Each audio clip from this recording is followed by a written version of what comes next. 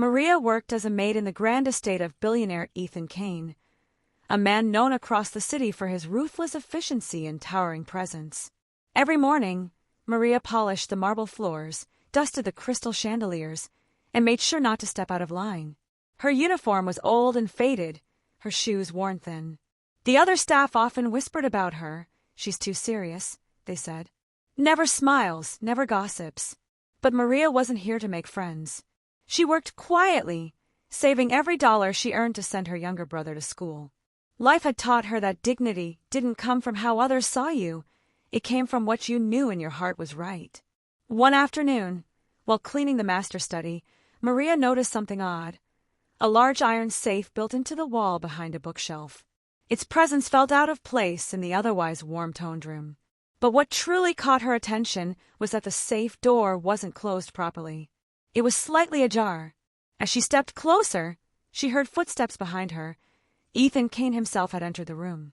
"Maria," his deep voice cut through the silence. "I trust you've been cleaning this room carefully?" Maria straightened instantly. "Yes, sir." His piercing eyes lingered on her. "Good. That safe is off limits. No one touches it, understood?" She nodded quickly, but inside, her heart was uneasy. Something about that safe didn't feel right. The next morning, Ethan called Maria into the study again. "Maria," he began, "you've been working here for nearly 2 years, correct?" "Yes, sir. You're quiet, diligent, and I value that. But today I want to test something." He stepped aside, revealing the same safe. This time, it was wide open, and inside lay stacks of cash, diamond necklaces, and envelopes stamped with government seals. "I want you to open the safe," he said calmly, handing her the key. Maria froze. "Sir, I can't." "Why not?" Ethan's tone sharpened. "You work for me. I'm ordering you." She swallowed hard, trembling slightly. "Because it's not my place, sir. And if something inside goes missing, it'll be my fault. I can't take that risk." Ethan stared at her for a long moment. The silence stretched so long that she thought she had ruined everything. But instead, he simply took back the key. "Very well," he said coldly. "You may leave." Maria bowed slightly and walked out, confused but firm in her choice. What she didn't know was that her refusal had just triggered a chain of events she could never have imagined. By the next day, the mansion was alive with gossip. "Did you hear?" one maid whispered. "Mr. Kane asked Maria to open his safe, and she refused." Another laughed. "What kind of idiot turns down a billionaire's order? She'll be fired by the end of the week." Maria ignored them. She continued cleaning, avoiding everyone's eyes. Yet that night, as she passed the study, she noticed the door slightly open, and Ethan sitting alone inside, staring at the safe. He wasn't angry. He looked thoughtful. When he noticed her, he said softly, "Maria, do you know why I asked you to open it?" "No, sir." "I wanted to see how far someone would go for temptation," he said, half smiling. "Everyone has a price, they say. I wanted to know yours." Maria frowned slightly. "I don't have a price, sir.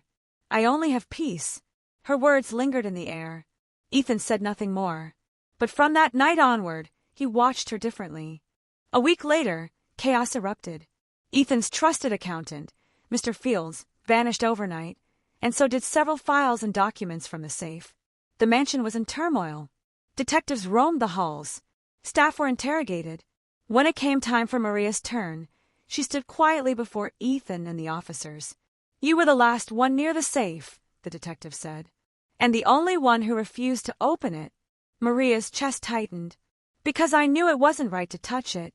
Ethan said nothing, just watched her intently. The detective leaned forward. "Then how do you explain this?" He held up a torn envelope with her name scribbled on the back. "It was found near the safe." I don't know how that got there," she stammered. "Sir," one of the other maids said smugly, "maybe she wanted to steal but got scared." The detective turned to Ethan. "Do you want to press charges?" The room went still. Maria's eyes filled with tears. Ethan finally stood up and said firmly, "No." Everyone stared. "She's innocent," he said, "and I'll prove it." Hours later, Ethan retreated to his private office.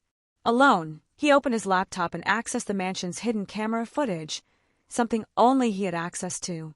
He fast-forwarded through hours of recordings from the study. And then he saw it. At midnight, when everyone was asleep, Mr. Fields had crept into the study. He was carrying a flashlight and a key. Ethan's key. He opened the safe, removed the documents, and slipped the envelope meant for Maria off the desk.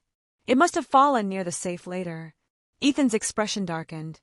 He picked up his phone and called the police. "I have your culprit," he said grimly. "And you owe my maid an apology." Within 2 hours, Mr. Fields was found attempting to flee the city. He confessed to everything, how he had been stealing for months and planned to frame Maria as a scapegoat. Ethan didn't just fire him. He pressed charges. The next morning, the mansion was silent. Maria was in the kitchen when Ethan walked in. He didn't say a word at first, just handed her a sealed envelope. "I owe you more than an apology," he said quietly. She hesitated before opening it. Inside was a document, a property deed. Her eyes widened. "Sir, what is this?" "A house," he replied simply. "Yours. You refused to open the safe, but you opened my eyes. Not everyone can be bought. You showed me integrity still exists, and I want you to have a better life because of it." Tears welled in Maria's eyes. "Sir, I can't accept this." "You can," he said firmly. "You've earned it." For the first time since she started working there, Maria smiled. It wasn't about the house. It was about being seen, being respected. Months later, the mansion had returned to normal, but something in Ethan had changed. He often visited Maria's new home, not as a boss, but as a friend. He even created a new rule in his company. Every employee must undergo a trust test, inspired by the maid who said no. At a company gala, he told the story publicly. "A poor maid once refused to open my safe. I thought she was disobedient, but I learned that true loyalty isn't about following orders, it's about doing what's right even when no one's watching." The audience applauded, many moved to tears. And at the back of the room, Maria stood quietly, smiling through humble pride. The world finally saw what Ethan had discovered, that character, not wealth, defines worth. As the lights dimmed and applause filled the hall, Ethan turned to her and said, "You were the only one who refused to open the safe. And that's why you opened my heart.